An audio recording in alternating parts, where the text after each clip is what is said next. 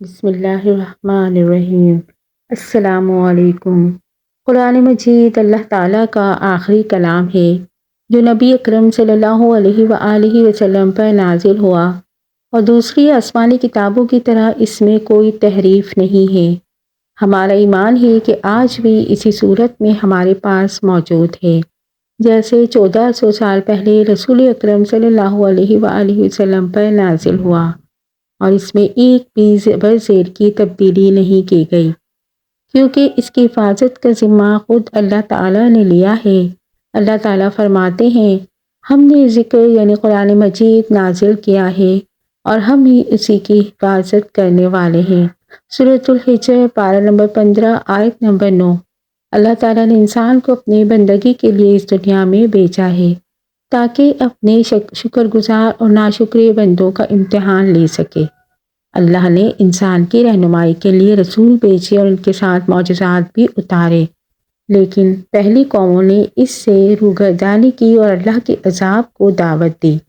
اللہ تعالیٰ نے حضرت محمد صلی اللہ علیہ وآلہ وسلم کو عرب کی سرزمین پر اپنا آخری نبی بنا کر بھیجا، اور قرآن مجید کو جبرائیل امین علیہ السلام کے ذریعے رسول اکرم صلی اللہ علیہ وآلہ وسلم پر معجزے کی صورت میں نازل فرمایا۔ اس کی بے شمار صفات ہیں، جن میں سے ایک شفا بھی ہے۔ اللہ تعالیٰ نے خود قرآن مجید کو شفا قرار دیا ہے۔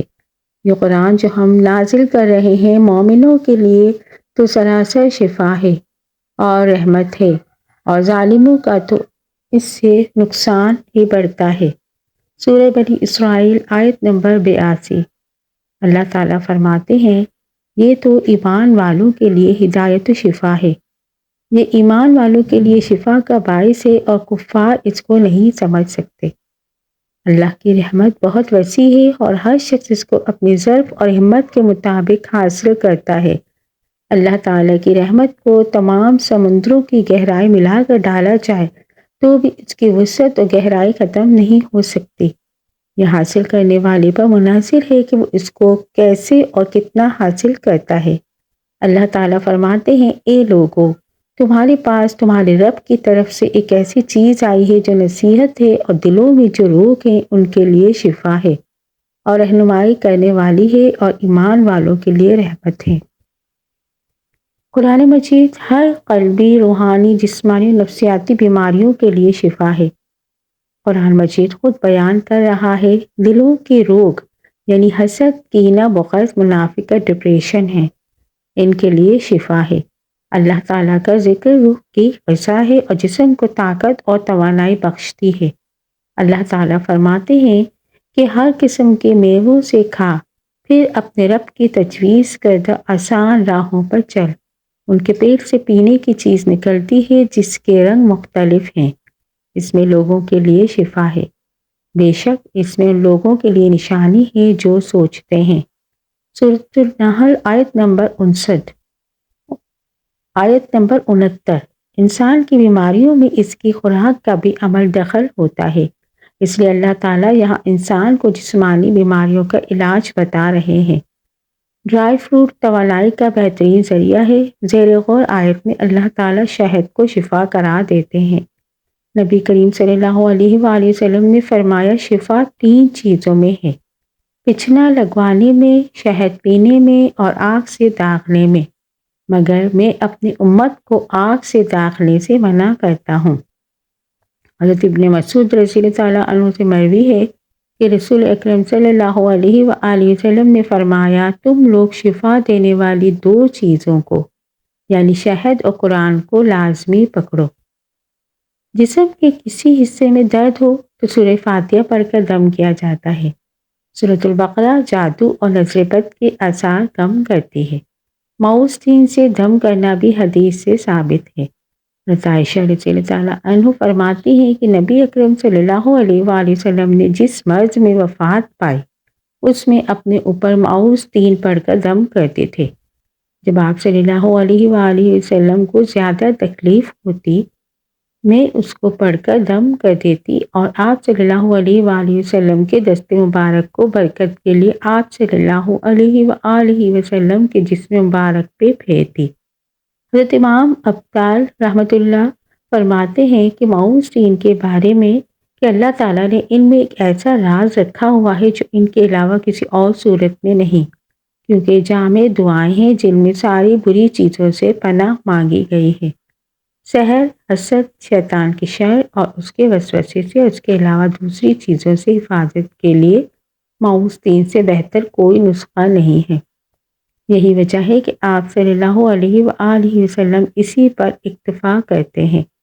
رسول کریم صلی اللہ علیہ وآلہ وسلم نے ارشاد فرمایا کہ جو شخص صبح کے وقت 3 بار اعوذ باللہ السمیع العظیم من الشیطان الرجیم کہے اور سورۃ حشر کی آخری 3 آیات پڑھے تو اللہ پاک اس کے لیے 70,000 فرشتے مقرر کر دیتا ہے جو شام تک اس کے لیے دعائے رحمت کرتے ہیں، اور اگر اس دن مرے تو شہید ہوگا اور شام کو پڑھے تو صبح تک یہی فضیلت ہے۔ فرمایا سورہ فاتحہ مرض کی دوا ہے۔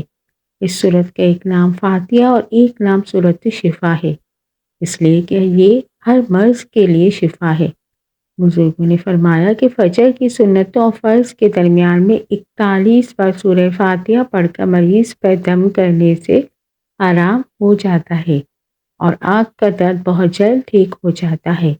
حضرت نعمان بن بشیر رضی اللہ تعالیٰ عنہ سے روایت ہے کہ شہنشاہ مدینہ حضرت مصطفیٰ محمد مصطفیٰ صلی اللہ علیہ وآلہ وسلم نے فرمایا، اللہ پاک نے زمین و آسمان کو پیدا کرنے سے 2000 سال پہلے ایک کتاب لکھی، پھر اس میں سے سورہ بقرہ کی آخری 2 آیتیں نازل فرمائیں۔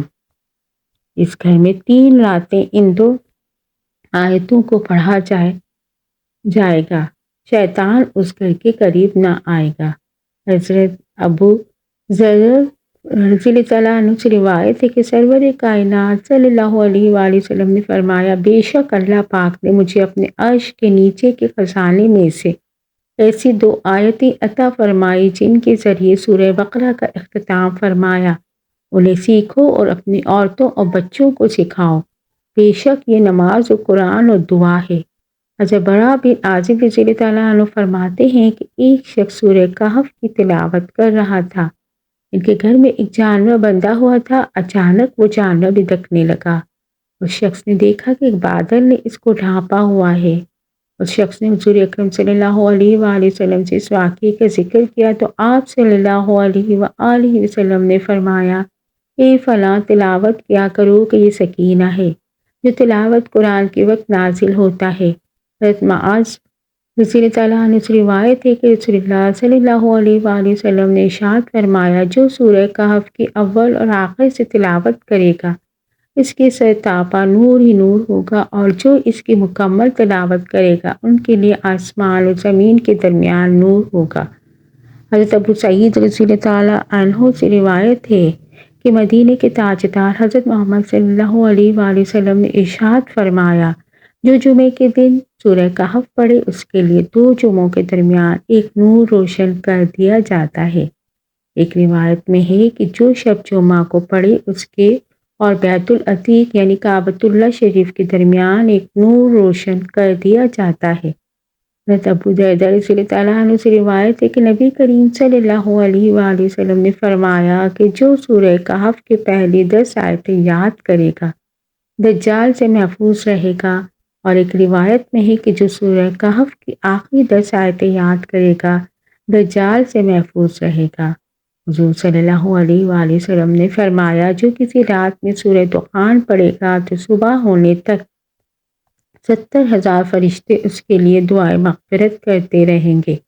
رسول اللہ صلی اللہ علیہ وآلہ وسلم نے فرمایا کہ جو جمعے کے دن یا رات میں سورہ دخان پڑھے گا اللہ پاک جنت میں اس کے لیے ایک گھر بنائے گا۔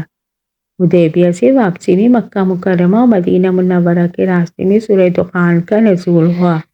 جب یہ سورت نازل ہوئی تو نبی کریم صلی اللہ علیہ وآلہ وسلم نے فرمایا، آج رات مجھ پر ایک ایسی سورت نازل ہوئی جو مجھے دنیا کی ہر چیز سے پیاری ہے۔ حضرت انس رضی اللہ تعالیٰ عنہ سے روایت ہے کہ حضور صلی اللہ علیہ وآلہ وسلم نے فرمایا کہ سورہ واقعہ تونگری یعنی خوشحالی کی سورت ہے، لہٰذا اسے پڑھو اور اپنی اولاد کو سکھاؤ۔ حضرت ابن مسعود سے روایت مرض الموت میں مبتلا تھے، حضرت عثمان غنی رضی اللہ تعالیٰ عنہ ان کی عیادت کے لیے تشریف لے کر ان سے فرمانے لگے، اگر میں آپ کو خزانے سے کچھ عطا کر دوں تو کیسا ہے؟ انہوں نے فرمایا، مجھے اس کی کوئی ضرورت نہیں۔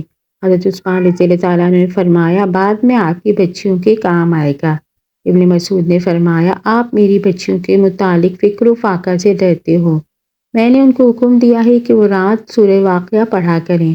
میں نے رسول اللہ صلی اللہ علیہ وآلہ وسلم کے فرماتے ہوئے سنا کہ جو آدمی ہر رات سورہ واقعہ پڑھے گا اس کے گھر میں کبھی فکر و فاقہ نہ ہوگا۔ حضرت معقل بن عیسیٰ رضی اللہ تعالیٰ عنہ روایت ہے کہ اللہ پاک کے پیارے رسول صلی اللہ علیہ وآلہ وسلم نے فرمایا، سورہ یاسین قرآن کا دل ہے، جو اسے اللہ پاک کی رضا اور آخرت کی بہتری کے لیے پڑھے گا اس کی مغفرت کر دی جائے گی۔ حضرت ابن عباس رضی اللہ تعالیٰ عنہ سے روایت ہے کہ سرکار دو عالم صلی اللہ علیہ وآلہ وسلم نے فرمایا کہ میری خواہش ہے کہ سورہ یاسین میری امت کے ہر انسان کے دل میں ہو۔ حضرت انس رضی اللہ تعالیٰ عنہ سے روایت ہے کہ حضور اکرم صلی اللہ علیہ وآلہ وسلم نے فرمایا، جو شخص ہمیشہ ہر رات سورہ یاسین کی تلاوت کرتا رہا پھر مر گیا تو وہ شہید مرے گا۔ حضرت عطا بن ابو رباح تابعی رحمۃ اللہ علیہ سے روایت ہے کہ شہنشاہ مدینہ حضرت محمد مصطفیٰ صلی اللہ علیہ وآلہ وسلم نے فرمایا کہ جو شخص دن کی ابتدا میں سورہ یاسین کی تلاوت کرے گا اس کی تمام حاجات پوری کر دی جائیں گی۔ حضرت ابو درداء سے روایت ہے کہ حضور صلی اللہ علیہ وآلہ وسلم نے فرمایا کہ جس مرنے والے کے پاس سورہ یاسین تلاوت کی جاتی ہے اللہ پاک اس پر اس کی روح قبض کرنے میں نرمی فرماتا ہے۔ حضرت ابو قلابہ سے روایت ہے کہ فرماتے ہیں، جس نے سورہ یاسین کی تلاوت کی اس کی مغفرت ہو جائے گی، اور جس نے کھانے کے وقت اس کے کم ہونے کی حالت میں تلاوت کی تو وہ اسے کفایت کرے گا، اور جس نے کسی مرنے والے کے پاس اس کی تلاوت کی اللہ پاک اس پر موت کے وقت نرمی فرمائے گا، اور جس نے کسی عورت کے پاس اس کے بچے کی ولادت کی تنگی پر سورہ یاسین کی تلاوت کی اس پر آسانی ہوگی، اور جس نے اس کی تلاوت کی گویا کہ اس نے 11 مرتبہ قرآن پاک کی تلاوت کی، اور ہر چیز کے لیے دل ہے اور قرآن کا دل سورہ یاسین ہے۔ حضرت عائشہ رضی اللہ تعالیٰ عنہ سے روایت ہے کہ سرکار مدینہ صلی اللہ علیہ وآلہ وسلم نے فرمایا، قرآن حکیم میں ایک سورت ہے جسے اللہ پاک کے ہاں عظیم کہا جاتا ہے، اور اس کے پڑھنے والے کو اللہ پاک کے ہاں شریف کہا جاتا ہے۔ اس کو پڑھنے والا قیامت کے روز ربیہ اور مرضع قبائل سے زائد افراد کی شفاعت کرے گا۔ وہ سورت ہے سورہ یاسین۔